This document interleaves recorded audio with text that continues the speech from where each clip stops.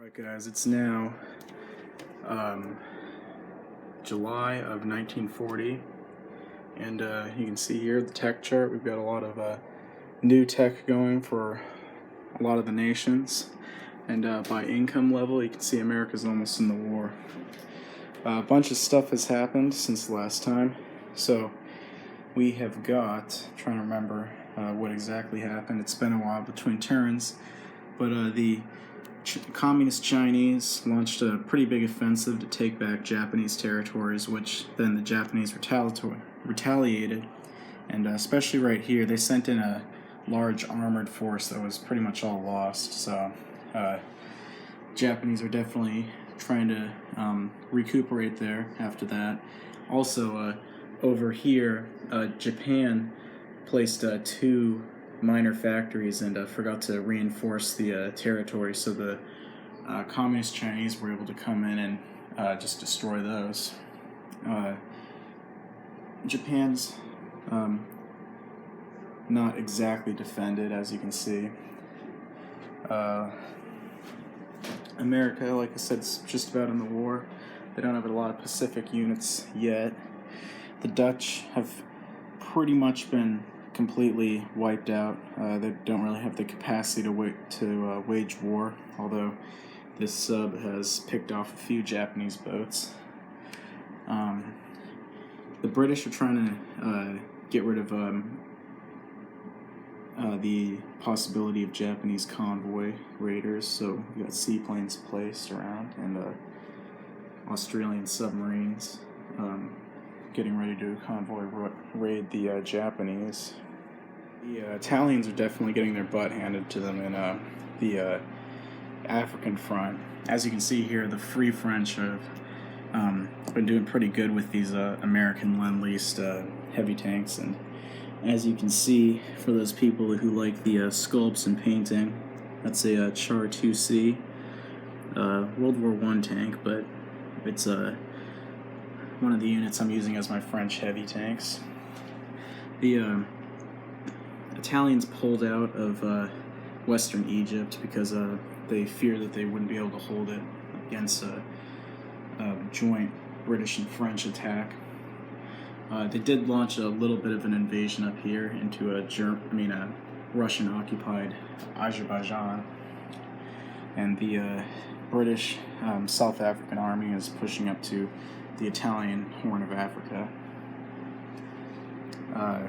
The German Antarctic fleet tried to take out the French capital right here in Cameroon, but they were defeated by the French Navy.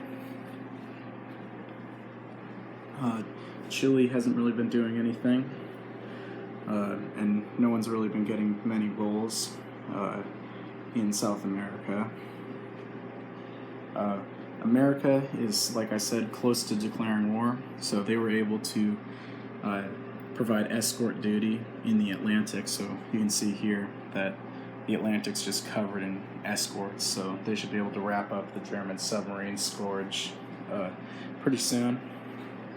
We've got some American subs trying to sneak over into Denmark and try to convoy raid the Germans, or at least take out some of their ships. German invasion of the Soviet Union isn't going too great. Not a lot of gains were made, and the Soviets are definitely pumping up their defenses against the German invaders. And one notable thing was that Germany did build a nuclear bomb this turn, so next turn we'll have to see if they end up dropping it on anybody. Let's see. The Soviets are still preparing for their invasions of some neutrals like Afghanistan here to get control of that opium that they have there, and they'll probably end up doubling back to fight the Italians in the Middle East. But Russia has pretty much just been sitting here and getting ready for the true German onslaught when all of these armored units start pulling up to the front.